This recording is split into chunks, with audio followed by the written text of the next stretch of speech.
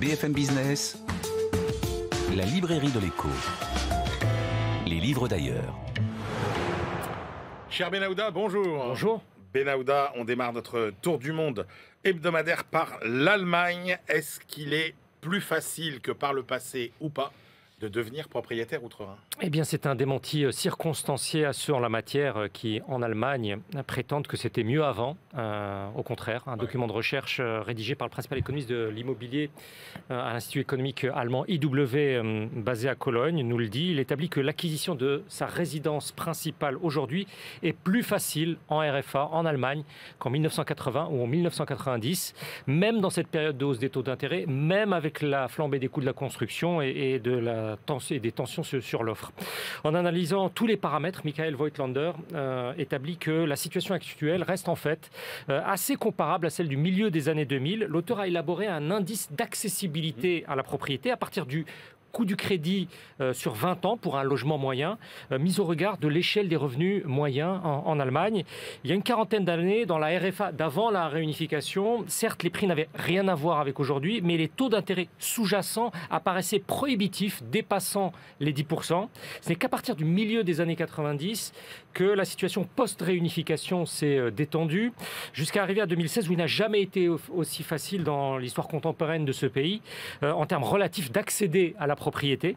Certes, cela s'est nettement détérioré à partir de 2021, mais ça demeure toujours moins difficile que jadis.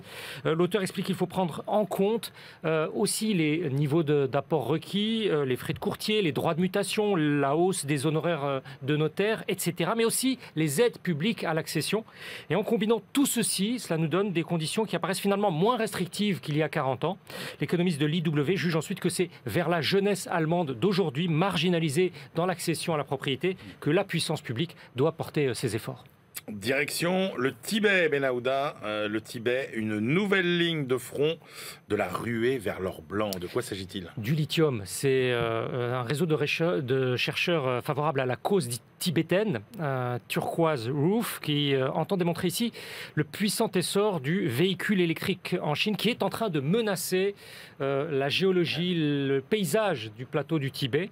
L'Australien Gabriel Lafitte travaille de longue date sur l'activité minière chinoise dans la région qui se trouve au nord de l'Himalaya, où se trouve 85% de l'or blanc, le lithium du pays. Le minerai qui fait fonctionner, rappelons-le, les batteries électriques. Ce document affirme que les techniques de son extraction et de son traitement sont aussi bon marché en Chine qu'elles s'avèrent polluantes. L'auteur appuie son argumentation sur des données satellitaires, une cartographie précise à partir desquelles il a procédé à des conclusions. Et c'est bien une ruée à laquelle on assiste. D'ailleurs, ce sont des sources publiques. En mai dernier, des milliers d'offres d'investisseurs chinois ont été enregistrées pour pouvoir se lancer dans un terrain, dans une nouvelle partie de ce territoire tibétain, avec des prix initiaux dans les appels d'offres qui ont été dépassés des centaines de fois. D'après des études géologiques officielles chinoises, il y a plus de 3,5 millions de tonnes de lithium à aller chercher au Tibet et dans 2 provinces adjacentes. Dans une localité, par exemple, le numéro 1 chinois des batteries électriques, CATL, s'est vu attribuer des droits d'extraction alors que les habitants disent ne pas avoir été informés que les pâturages qui sont les leurs avaient été cédés de la sorte. Et d'après l'auteur, les Tibétains qui s'aventurent à manifester leur désapprobation risquent le licenciement, l'emprisonnement, voire pire. Il aborde ensuite toute l'importance stratégique pour la Chine de creuser ainsi ce filon tibétain, dès lors que l'objet pour la deuxième économie mondiale est de consolider une domination qui aboutirait en fait à établir au travers de ce minerai critique une nouvelle norme internationale de l'automobile post-thermique, l'automobile électrique. Allez, on parcourt tous les continents, Benahouda.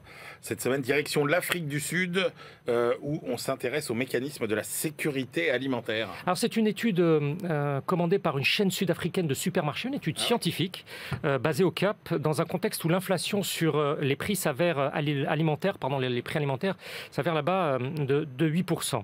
Ce document est vraiment particulièrement alarmant. S'agissant d'une économie membre des BRICS, rappelons-le, le groupe des grands émergents. Ces auteurs nous expliquent qu'au moins 49% des habitants de l'Afrique du Sud risquent d'être confrontés en 2025 à la faim dans le sens où on ne sait pas vraiment de quoi sera fait son prochain repas.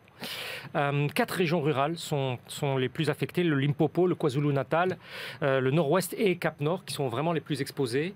49%, c'est certes moins catastrophique que les 52% 10% précédemment évalué pour 2025. Mais cela dit beaucoup de cette insécurité alimentaire que subissent des pans entiers du territoire, des habitants du territoire de ce pays le plus industrialisé du continent africain. Toujours d'après les éléments présentés ici, plus de 21% des enfants sud-africains de moins de 5 ans en 2025 vont se trouver dans une situation où la malnutrition va provoquer chez eux un retard de développement cognitif et physique, je cite. Sanjeev Raghubir, qui commente ici les indicateurs, estime que ces données, y compris dans certaines régions plus prospères, doivent amener le pays, ses autorités, ses forces économiques et sociales à prendre le problème vraiment à bras-le-corps. L'objectif avancé est de lancer un débat national visant à une prise de conscience sur la faim, mais le rapport ne nous dit pas vraiment comment ces intentions pourraient aboutir en si peu de temps. Passionnant et alarmant. Merci beaucoup, Benaouda Abdelhaim. Allez, c'est l'heure de nos ultimes choix.